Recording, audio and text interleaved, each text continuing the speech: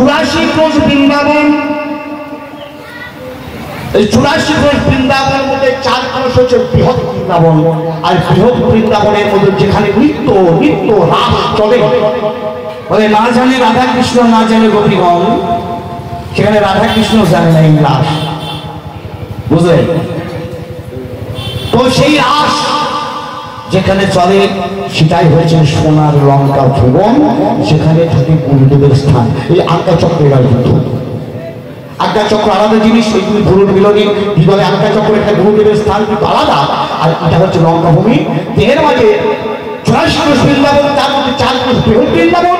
ওই বৃন্দাবনের মাঝে যেখানে নিত্য রাস ক্রিয়া চলে, যেখানে 18 দণ্ড হচ্ছে নিশা, ওই জায়গায় আমার সোনার শ্রীলঙ্কা, যেটাকে বলা হয় গুরুদেবের বৈঠক।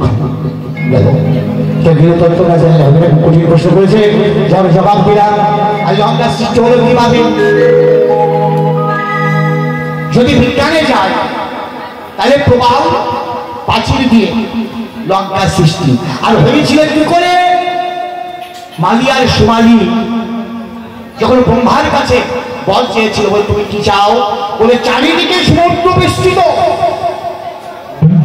একটা পুরী নির্মাণ করতে হবে, যে পুরীতে আমি থাকবো, যেখানে কোনো শোকের ছায়া থাকবে না, কোনো দারিদ্র থাকবে না, কোনো দুঃখ থাকবে না, সবসময় শুধু আনন্দ আনন্দ আর আনন্দ। মা দুর্গা বাধা থাকবে আমার ওই লঙ্কাতে, স্বয়ং মা দুর্গার শক্তি যোগ মায়া বাধা থাকবে আমার ওই লঙ্কাতে। তখন ব্রহ্মা বলেছিলেন, ঠিক আছে, সমুদ্রের মাঝে তোমাকে একটা পুরী নির্মাণ করবে বিশ্বকর্মাকে দিয়ে, যে বিশ্বকর্মা সৃষ্টি করেছিল ওই লঙ্কা পুরী। আর এই 3 জন প্রথম হচ্ছে আমার শ্রীলঙ্কার কল্পনা।